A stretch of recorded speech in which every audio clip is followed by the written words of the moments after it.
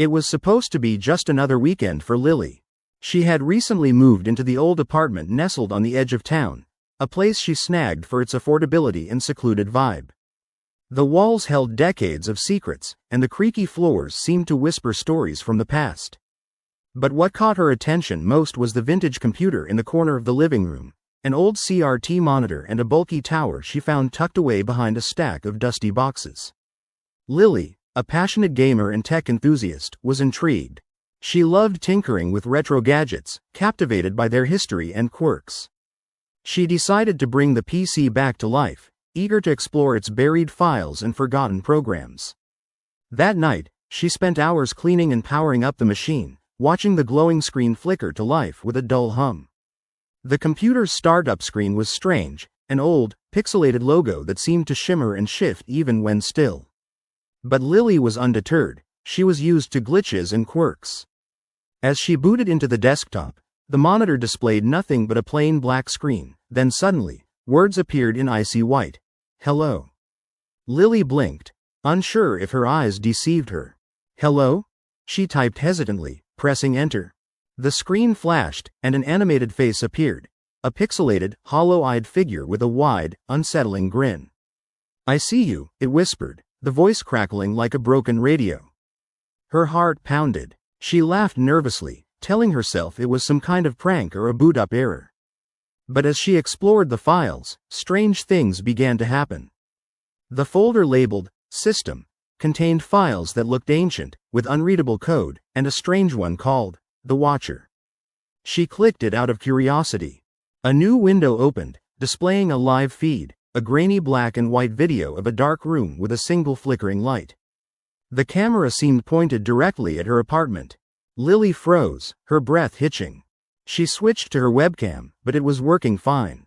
Then, the computer screen flickered again, this time showing her own face, eyes wide with fear, before the feed switched to another hallway she didn't recognize. She felt a cold dread settle in her stomach. Suddenly, the computer emitted a chilling whisper.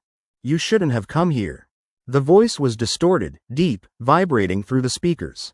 Lily backed away, but the screen now displayed her own reflection, her face contorted in terror. The face on the monitor began to change, growing more grotesque and twisted, like something not entirely human. Her phone buzzed on the table. A message appeared, written in a shaky, unnatural handwriting. "You're next." Lily's skin crawled. Her instincts screamed to shut the computer down. But every time she tried, the screen exploded with static, and the same pixelated face reappeared, mouth curling into a menacing smile. Panicked, Lily yanked the plug from the wall.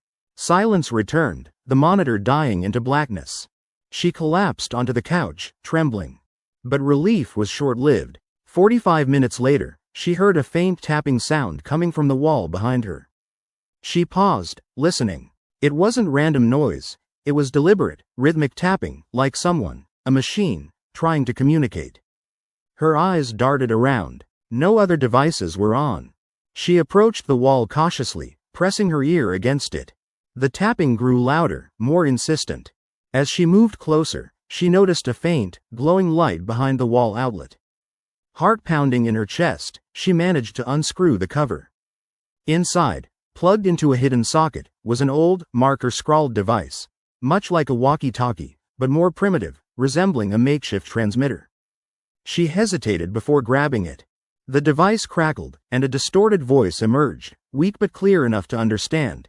"Help me. She's coming." Fear exploded inside her. "Who's coming? Who is this?" she demanded. Silence. Then, a voice, distant, female, crying, crackled through. "She's in the machine. You have to stop her before she escapes." Lily felt a shiver crawl up her spine.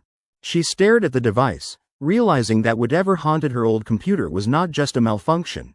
It was a trapped consciousness, a malicious entity using the technology to reach out and manipulate. She recalled the stories of the apartment's previous tenant, a reclusive programmer who disappeared mysteriously years ago, obsessed with a project. A digital doorway, meant to reach into another realm. Perhaps, somehow, his consciousness had become fused with the machine, and now it sought to escape into the world. She tried to disconnect the device, but the moment she unplugged it, she heard voices, Whispers filling the room. Images flashing in her mind. A shadowy figure with hollow eyes looming over her, a voice whispering promises of power and pain. Then the computer restarted on its own, flickering back to life. "Lily," it said with a rasp, "look behind the screen." Frozen, she hesitated but felt compelled. She glanced behind the monitor and saw a faint, ghostly silhouette, flickering like a dying flame, just beyond the glass. Its hollow eyes seemed to stare directly into her soul. A cold, clammy hand suddenly grasped her ankle from under the desk. Lily screamed as she was dragged closer to the monitor. Her fingers scraped against the dusty surface as she struggled. The face on the screen grew bloated and distorted, mouth stretched into a wicked grin. In her panic, she reached for the power strip and yanked the plug out again. Silence.